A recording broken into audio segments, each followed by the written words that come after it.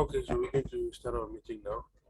Good morning, everyone, and welcome to our third seminar session for the Unit IR 431 International and Regional Security.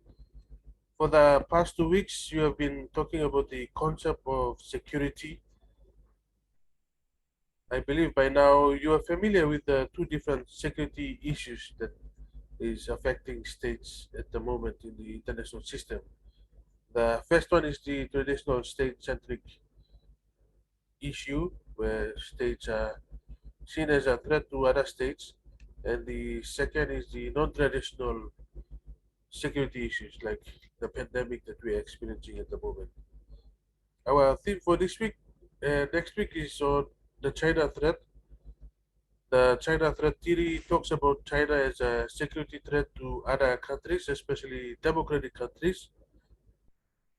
The China threat is a traditional state-centric approach which talks about how the US and its allies view China as a threat. In 2021, the Lowy Institute, using the Asia Power Index as an analytical tool, ranked the US as number one in Asia for comprehensive power with a score of 82.2.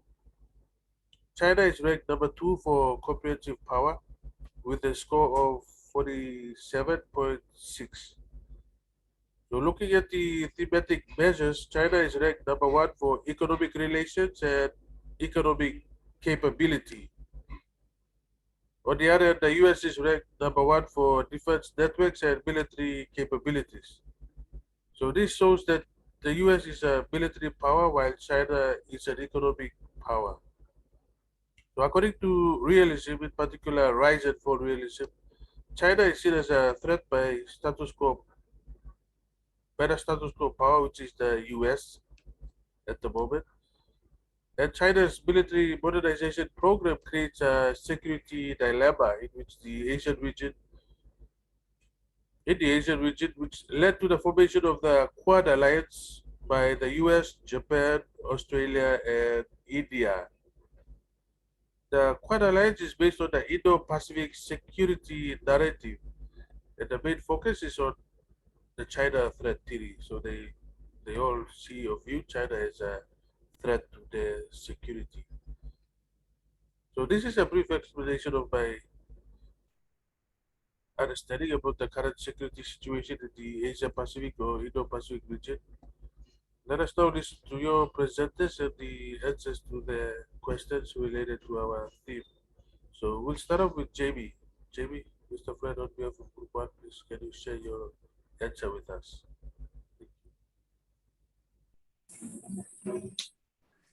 Thank you very much. Good morning, everyone. Can you all hear me? So I will be representing Group 1 answering question 1 for seminar participation week 4. So the question is, why do East Asian states prefer China to be strong rather than weak, according to Shambao? And do you support this notion and why? So, according to Shambao de 2004, the traditional underpinnings of international relations in Asia are undergoing profound change, and the rise of China is the principal cause. Other causes include the relative decline of US influence and authority in Asia, and the expanding normative influence of the Association of Southeast Asian Nations, and also the growth of regional multilateral institutions, increased technological and economic interdependence throughout the region, and the amelioration of several formerly antagonistic bilateral relations. Now, China's new confidence is also reflected in how it perceives itself as gradually sheds its dual identity of historical victim object of great power manipulation. Moreover, many East Asian states now regard China as a strong state with a view that it is able to stabilize and control regional issues as a status quo power. China's predominant trend in supporting interdependence and cooperation between state and non-state actors in the Asian region, especially the East Asian region, has allowed for support between East Asian countries that changed perceptions of China's pose of threats in the past years. Overall, China's involvement in the East Asian affairs is eventually shaped with its growing economic and military power, expanding political influence, distinctive diplomatic voice, and involvement in regional multilateral institutions. As China's new proactive regional posture is reflected in virtually all the policy spheres, that is economic, mostly economic, political, military, which boosted its global activism. Now, many Asian nations see China as a good neighbor, a constructive partner, a careful listener, and a non-threatening regional power. Now, I personally agree with the statements in China's increasing support to the Asian region over the years. For instance, it took the regional affairs substantially, allowing for mutual negotiations between conflicting states and creating an environment for interdependence and mutual influence. Thus, at the outset of the 21st century, the Asian regional order is an increasingly complex mosaic of actors and factors. China is certainly among the most important of these, and its influence is being increasingly felt. Thank you very much, and that's all. Thank you, Jamie, for sharing the answer to your assigned question on behalf of Group One. We will now move on to Manu. Mr. Gibson will represent Group Number Two and share with us the answer to the assigned question.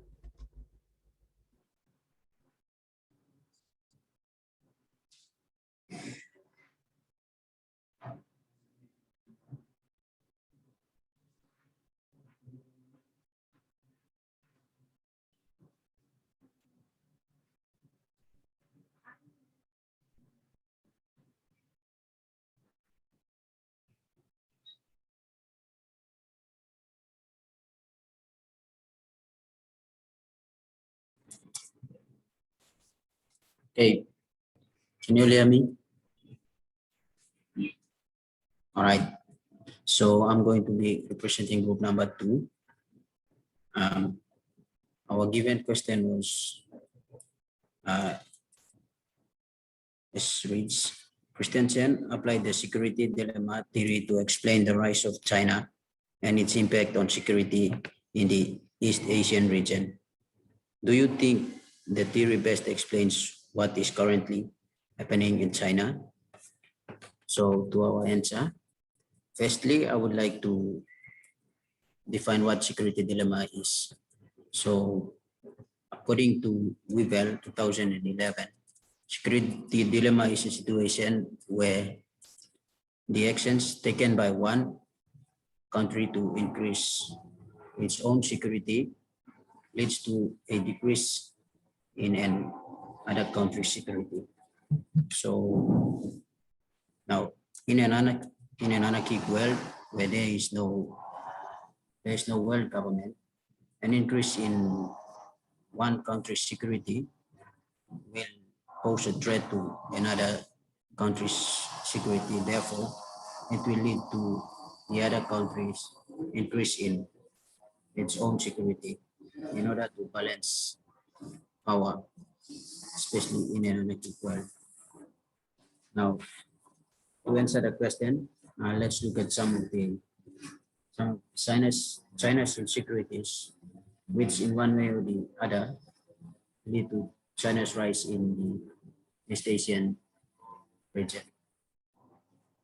Now, as summarized by Christensen in his article titled China, the US-Japan Alliance and Security Dilemma in East Asian region, this is some of the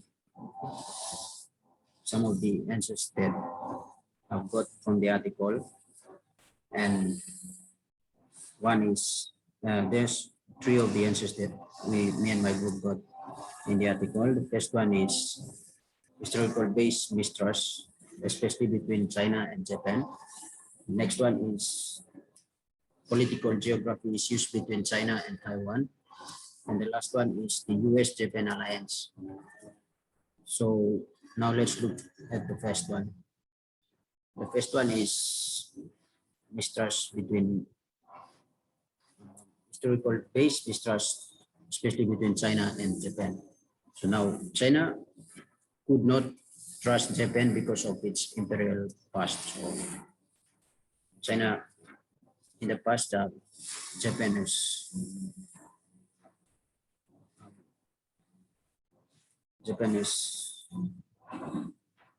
ruled China and in a brutal way that Japan could not forgive China till today. So according to Christensen, 1999, Tokyo refused China's request to recognize and apologize for its imperial past for what Japan has done in the past to China. Now, the lack of historical understanding or recognition of the historical legacies could, from China's belief, lead to modern Japanese youngsters to build military capacities that will pose a threat to China's security.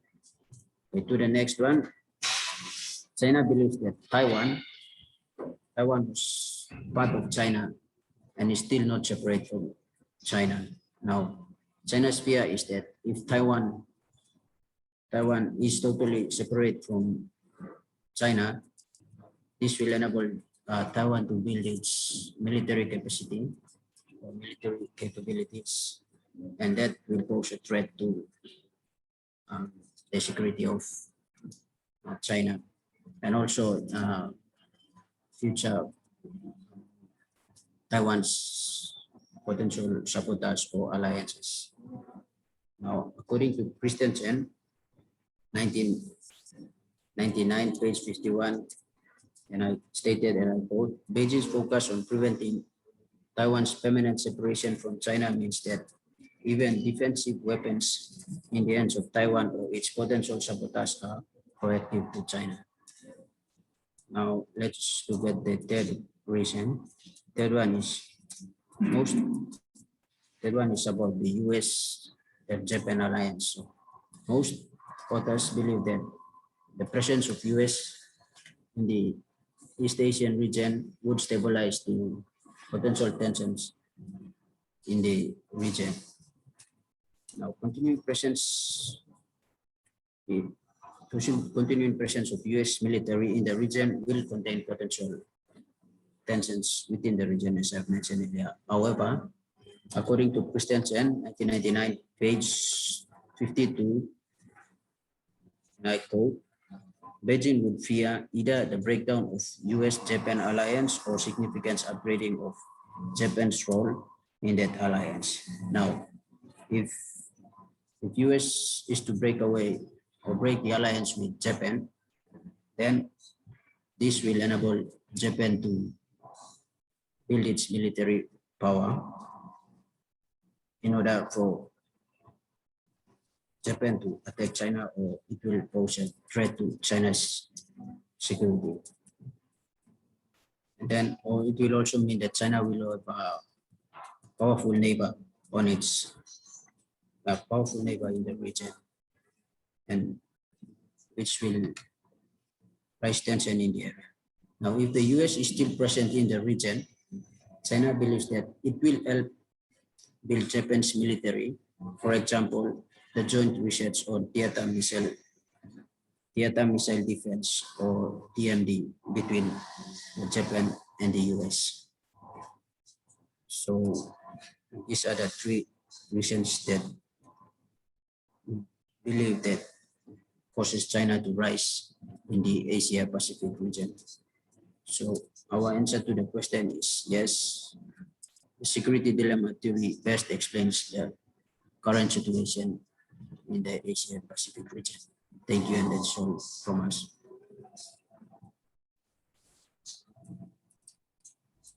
Okay, thank you, Mr. Gibson and Group 2.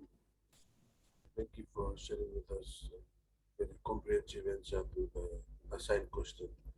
We also thank Jamie for sharing this group's answer with us.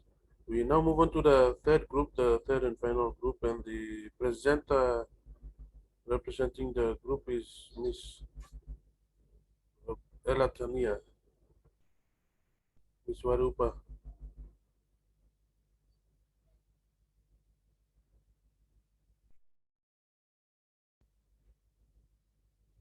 to Ms. Bondo. Tanya is supposed to present on behalf of the group, I believe.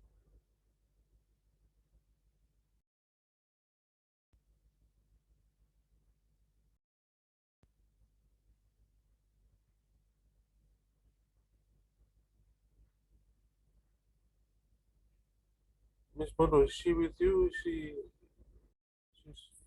joined the meeting, but looks like she went out of the meeting room again.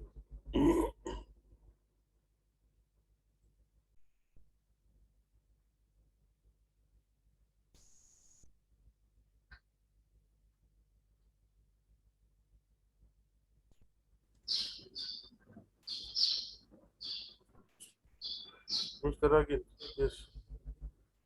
Sorry, Mr. Can you hear me? I think Tanya is not ready, so I think I should present on behalf of her. Thank you, please. Go ahead. Okay. From what my group and we've discussed, group 3, question 3, why do many describe Asians' engagement of China as a hedging strategy according to PA? So from what we've discussed, if you're not familiar with the term hedging, hedging is a financial terminology. It's like an economic tool that China is using. So as defined by the Encyclopedia Britannica, hedging is the method of reducing the risk of loss caused by price fluctuation. So it consists of the purchase or sale of equal quantities of the same or very similar commodities in two different markets with an expectation that a future change in price in one market will be offset by an opposite change in the other market. So the hedger thus hopes to protect himself against loss resulting from price changes by transferring the risk to a spectacular who relies upon his skill in forecasting price movements. That's according to Encyclopedia Britannica 2020. Or simply, if you are hedging against something that may affect you, like losing money, or in this case, affect the economy of Asian states, you do something that which will protect you from it. So China is using this economic tool to protect its economy. So according to PA 2008, page 109, stated that in regards to Asian states' political security concerns, engaging China aim to expand and improve relations so that security vis-a-vis China might be stable regardless of any US course of action. This is why many describe Asians' engagement with China as a hedging strategy. It hedges against the possibility of further US retrenchment. So such engagement attempts to moderate a potentially belligerent China, hedge against aggressive Chinese domination, and dampen potential regional instability. So we know that China and US have a strong trade war going on. So China is using this hedging as an economic tool to protect its economy by participating with Asian states, Asian nations, member nations. So aside from regional security concerns, Asians' desire to engage in China was influenced by changing US economic policy. While the lure of the Chinese market was attractive in and of itself, Washington's changing trade policies trying human rights to trade and to trade to security in the early 1990s, as well as the US backlash against Asian products and trading partners in the late 1980s and early 1980s made China even more appealing. Secondly, the economic goods provided by the United States over the decades of the Cold War have been as important to the Asian states' security as the role of the United States has played in a more traditional security sense. So for the Asian states, whose primary security concerns have mostly been of an internal domestic nature, the economic goods provided by the United States have been as important to their security as the role of the United States has played in a more traditional security sense. As a result, security and trade developments have emphasized the vulnerability and autonomy trade-offs that have resulted from over-reliance on the US, whether as a security guarantee or as a driver of Asian economic progress. So that's all from us. That's what we discussed so far.